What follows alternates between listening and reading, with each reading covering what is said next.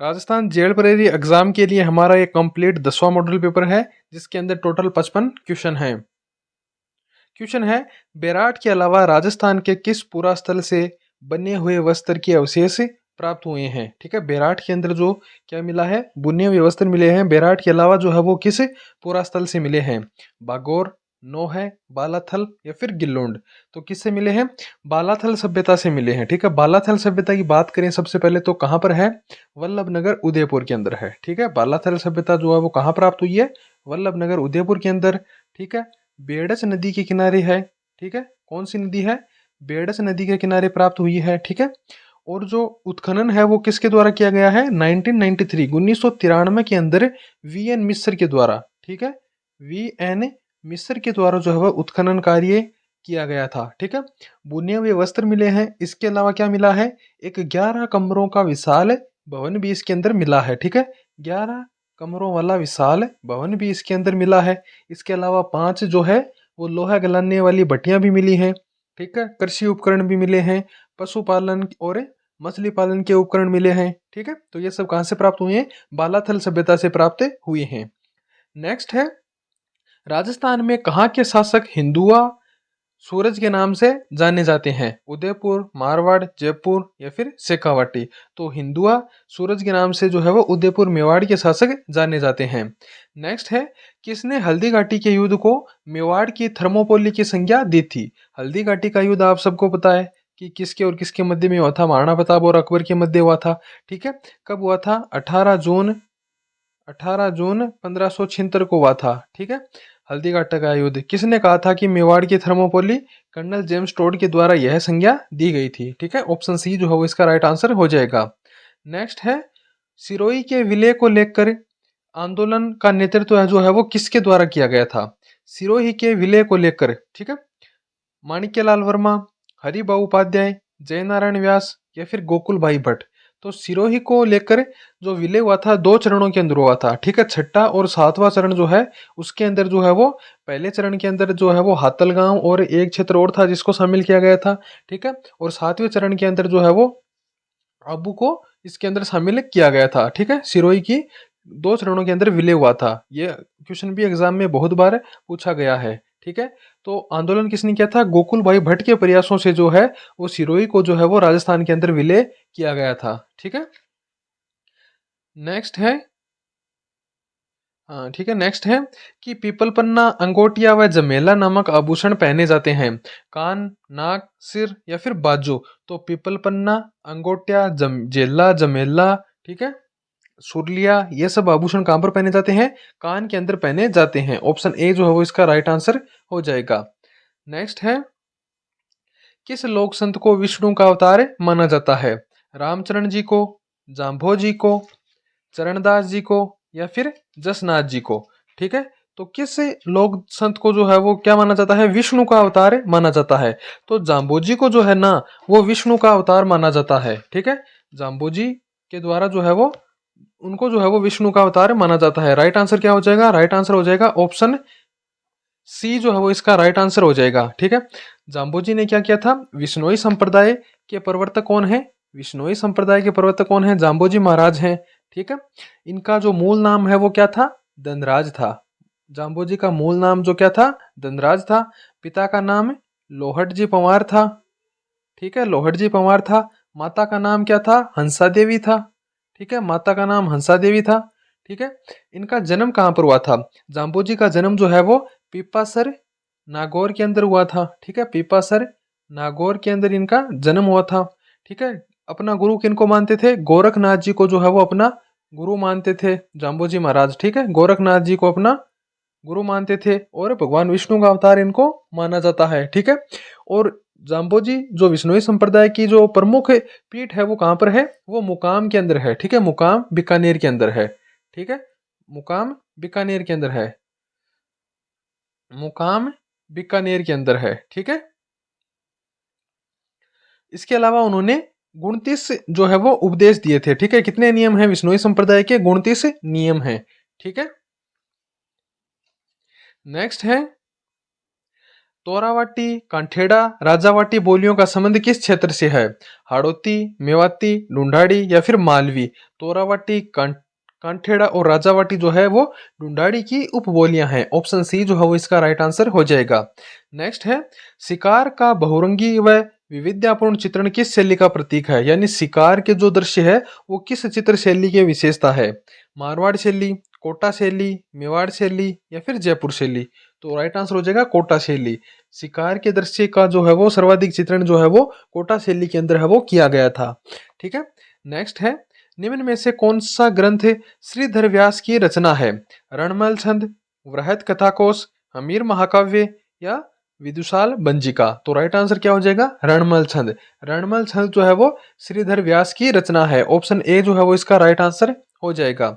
Next है, गोडवाड़ प्रदेश राजस्थान के किस वृहद भूआकृति विभाग का भाग है? ठीक है, गोडवाड़ प्रदेश किसका भाग है? पश्चिमी शुष्क प्रदेश का भाग है। ठीक है, जब हम राजस्थान का भौतिक विभाजन करते हैं, ठीक है, तो पश्चिमी मरुस्थल को जो है वो दो भागों में बांटा जाता है। एक जो है वो पश्चिमी रेतीला मरुस्थल और एक होता है अर्ध शुष्क। ठीक है, शुष्क और अर्ध शुष्क। ठीक है, तो अर्ध शुष्क के अंदर जो अर्ध शुष्क को वापस से जो है वो चार भागों में बांटा जाता है। ऊपर हम पढ़ते हैं घगर का मैदान, ठीक है, फिर शेखावाटी अंतःप्रवाह क्षेत्र, फिर नागौरी उच्च भूमि, और उसके बाद जो लूणी वाला जो बेसिन है ना उसको गोडवाड़ प्रदेश के नाम से भी जाना जाता है। ठीक है, लूणी और उसकी जो सहायक नदियों का जो बेसिन है ना उसको गोडवाड़ प्रदेश के अंदर इसके नाम से भी जाना जाता है। ठीक है। नेक्स्ट है, पलाया झीलें राजस्थान के किस भौगोलिक प्रदेश की विशेषता है? गोडवाड़ प्रदेश की, थार के मरुस्थल की, पूर्वी प्रदेश की या फिर वागड़ प्रदेश की? तो पलाया झीलें किस भौतिक प्रदेश की विशेषता है? थार के मरुस्थल की विशेषता है। पलाया झीलें कहाँ पर पाई जाती हैं? थार के मरुस्थल में पाई जाती हैं। ठीक है, थार का मरुस्थल 61% कुल क्षेत्रफल, ठीक है, 40% जनसंख्या, टेथी सागर का अवशेष, ठीक है, टेथी सागर का अवशेष माना जाता है। ठीक है, 61% जो है वो क्षेत्रफल कवर करता है और 40% जनसंख्या निवास करती है। ठीक है। नेक्स्ट है, निम्न में से किस परियोजना में भारत में प्रथम बार फव्वारा सिंचाई पद्धति का अनिवार्य रूप से लागू किया गया? यानी इस परियोजना के अंदर जो है वो सिंचाई जो है वो फव्वारा पद्धति से की जाएगी। इंदिरा गांधी नहर परियोजना, नर्मदा नहर परियोजना, सिद्धमुख नहर परियोजना या फिर चंबल नहर परियोजना? तो राइट आंसर क्या हो जाएगा? राइट आंसर हो जाएगा नर्मदा नहर परियोजना। देखो, सबसे पहले बात करेंगे कि नर्मदा नहर परियोजना है वो किन किन राज्यों की परियोजना है। ठीक है, तो राजस्थान तो शामिल है ही है। ठीक है, राजस्थान के अलावा गुजरात, ठीक है, राजस्थान के अलावा गुजरात, एमपी, महाराष्ट्र, ठीक है, कितने राज्य हो गए? 4 राज्य हो गए। राजस्थान, गुजरात, मध्य प्रदेश और महाराष्ट्र की संयुक्त परियोजना है नर्मदा नहर परियोजना। ठीक है, उसके बाद क्या है? राजस्थान का हिस्सा कितना है? इसके अंदर राजस्थान का हिस्सा है 0.50 MAF। ठीक है, यह भी पूछा गया क्वेश्चन है। ठीक है, तो ये भी आपको ध्यान में रखना है कि राजस्थान का हिस्सा नर्मदा नहर परियोजना के अंदर कितना है? 0.50 MAF है। ठीक है, उसके बाद बात करें कि राजस्थान के किस क्षेत्र के अंदर है, तो बाड़मेर और जालोर का जो क्षेत्र है ना, बाड़मेर प्लस जालोर, उसके अंदर जो है वो नर्मदा नहर से लाभान्वित क्षेत्र होता है। ठीक है, इसके जो है वो छिंत्र गांव, ठीक है, बाड़मेर और जालोर के जो छिंत्र गांव है ना उनके अंदर फुहारा पद्धति से इनकी सिंचाई की जाती है। ठीक है, राजस्थान के अंदर इसकी लंबाई कितनी है नर्मदा नहर की? इसकी लंबाई है 74 किलोमीटर। ठीक है, 74 किलोमीटर है। ठीक है, ये सारी चीजें आपको ध्यान में रखनी है।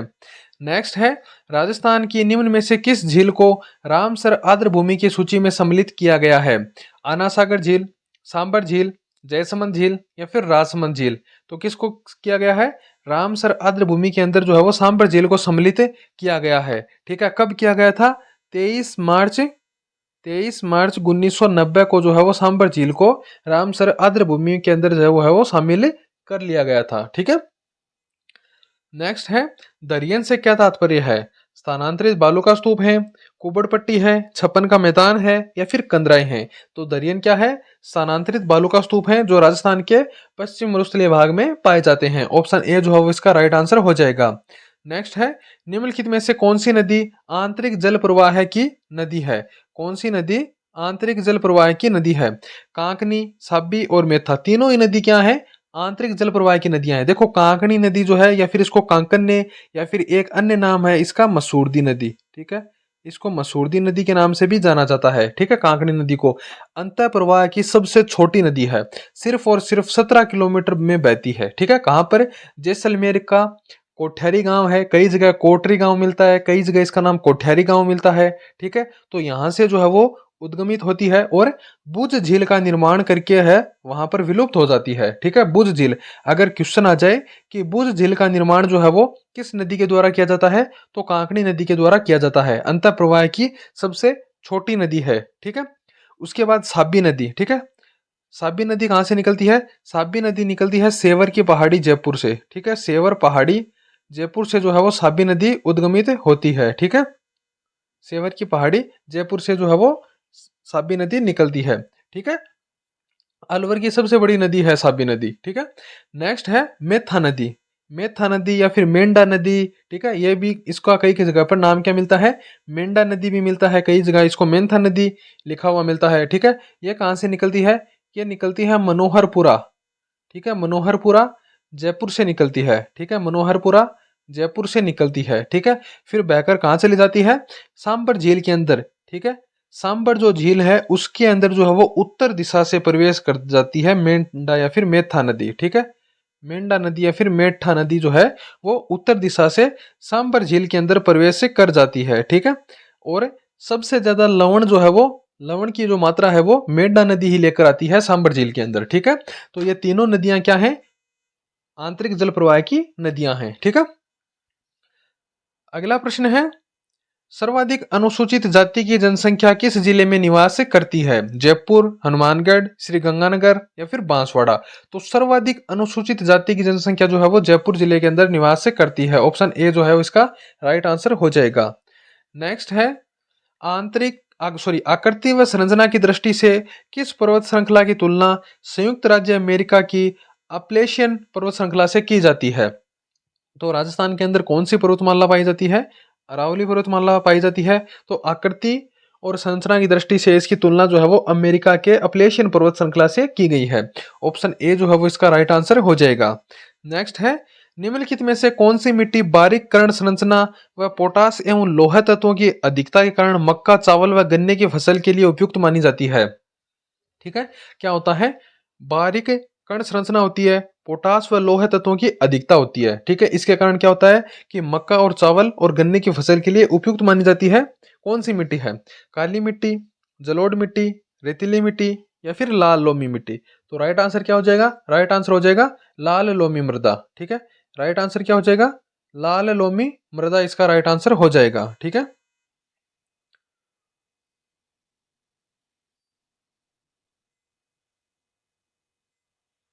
नेक्स्ट है, मंगला तेल क्षेत्र निम्न में से किस जिले में संबंधित है?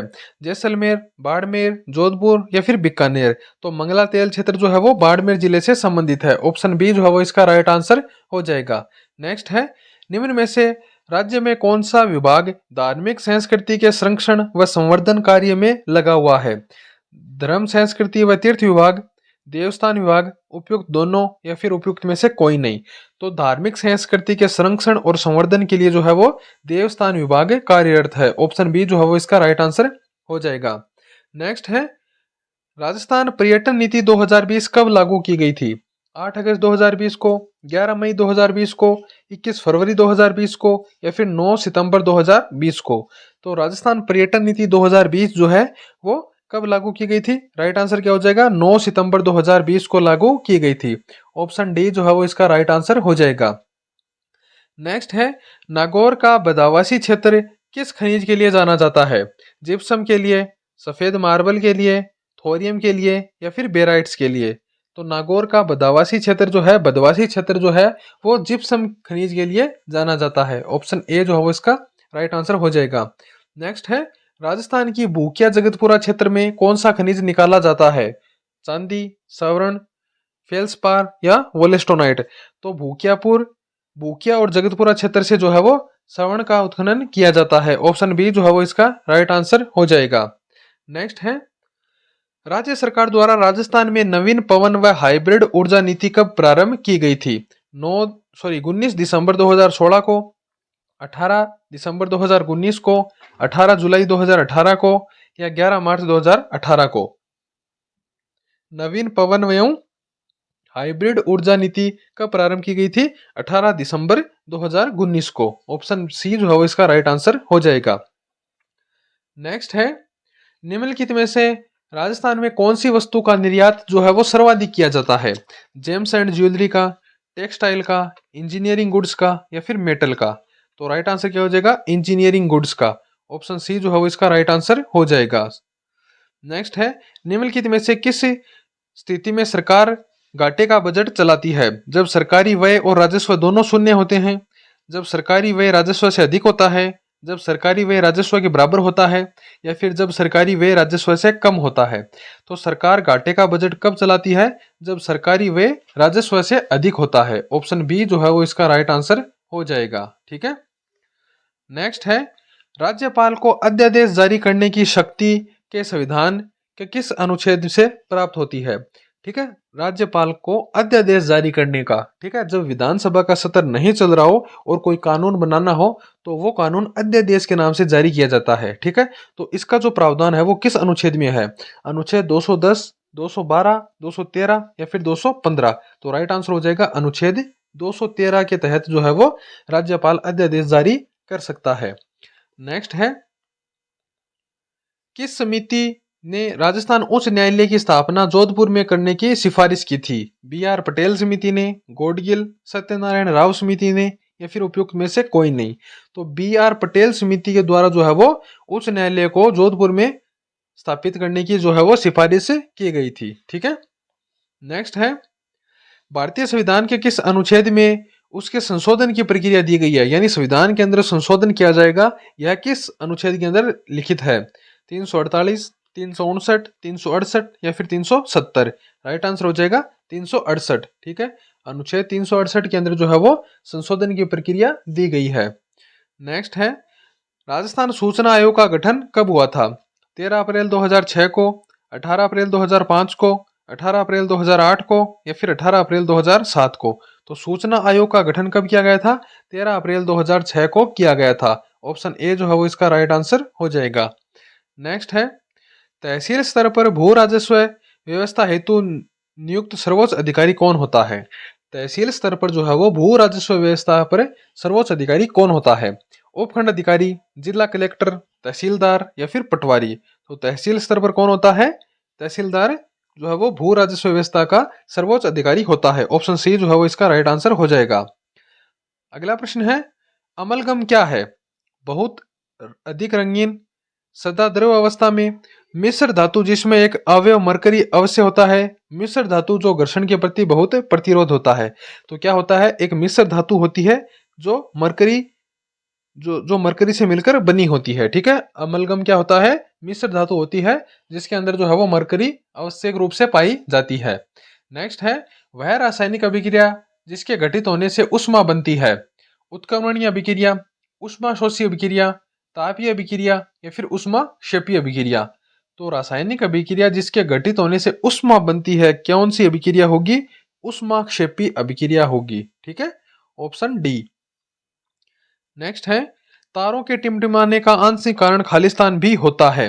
रुक रुक कर चमकना, वातावरण की विद्युत धाराएं, भूमि की अस्थिर गति या फिर वातावरणीय अपवर्तन? तो राइट आंसर क्या हो जाएगा? वातावरणीय अपवर्तन क्या है कि तारों के टिमटिमाने का आंशिक कारण भी हो सकता है। ठीक है, अपवर्तन के कारण ही क्या होता है कि तारे हमें टिमटिमाते हुए दिखाई देते हैं। नेक्स्ट है, एक इलेक्ट्रॉन निकलने पर सोडियम परमाणु का विन्यास क्या होगा? HeArNe या फिर Kr? तो एक इलेक्ट्रॉन निकलने पर सोडियम परमाणु का विन्यास क्या होगा? Ne होगा। ऑप्शन सी जो है वो इसका राइट आंसर हो जाएगा। नेक्स्ट है कि मलेरिया रोग में सामान्य रूप से इस्तेमाल की गई दवा कुनेन, ठीक है, दवा का नाम क्या है? कुनेन, पादप के किस हिस्से से प्राप्त होती है? पत्तियों से, जड़ से, फलों से या फिर तनों की छाल से? ठीक है, तो कुनेन जो है वो तने की छाल से है वो प्राप्त होती है जो मलेरिया रोग में इस्तेमाल की जाती है। नेक्स्ट है, मास्ट कोशिकाएं पाई जाती हैं संयोजी ऊतक में, पेशी ऊतक में, तंत्रिका ऊतक में या फिर रुधिर ऊतक में? तो मास्ट कोशिकाएं कहाँ पाई जाती हैं? राइट आंसर क्या हो जाएगा? संयोजी ऊतक में पाई जाती हैं। ऑप्शन ए जो है वो इसका राइट आंसर हो जाएगा। नेक्स्ट है, धूम कोहरे में एक शक्तिशाली आंख उत्तेजक है? ओजोन, नाइट्रिक ऑक्साइड, पेरोक्सीटेसी एसिटाइल सल्फर डाइऑक्साइड। क्या है? धूम कोहरे में एक शक्तिशाली आंख उत्तेजक कौन है? राइट आंसर क्या हो जाएगा? पेरोक्सी एसिटाइल हो जाएगा। ऑप्शन सी जो है वो इसका राइट आंसर हो जाएगा। नेक्स्ट है पुष्प के जनन चक्र है। पुष्प के जनन चक्र क्या है? पुमंग एवं जायांग, बाह्य दलपुंज और दलपुंज, दलपुंज और पुमंग, बाह्य दलपुंज एवं जायांग। तो जनन चक्र क्या है? पुमंग और जायांग। पुष्प के जनन चक्र क्या है? पुमंग और जायांग। नेक्स्ट है गर्भ में शिशु की वृद्धि को ज्ञात किया जाता है केट के द्वारा, पेट के द्वारा, पराध्वनि द्वारा या फिर कोबाल्ट 60 के द्वारा। तो गर्भ के अंदर शिशु की जो वृद्धि है उसको किसके द्वारा? पराध्वनि के द्वारा ज्ञात किया जाता है। Option C.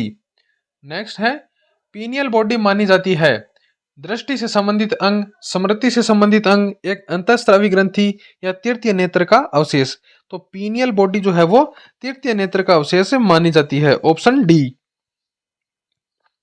नेक्स्ट है देश में वन्य जीव संरक्षण के क्षेत्र में एक महत्वपूर्ण सलाहकार संस्था IB IBWL Indian Board for wildlife IBWL के गठन कब किया गया था? ठीक है, क्या है? वन्य जीव संरक्षण के लिए महत्वपूर्ण सलाहकार संस्था है। 1952, 1955, 1961 या फिर 1971। तो आईबीडब्ल्यूएल का गठन कब किया गया था? 1952 के अंदर किया गया था। नेक्स्ट है नवंबर 2016 में नई दिल्ली में आयोजित आपदा जोखिम न्यूनिक पर एशियाई मंत्रियों के सम्मेलन में भारत के प्रधानमंत्री ने कितने सूत्रीय एजेंडा प्रस्तुत किया था? 5, 7, 10 या फिर 11। तो राइट आंसर क्या हो जाएगा?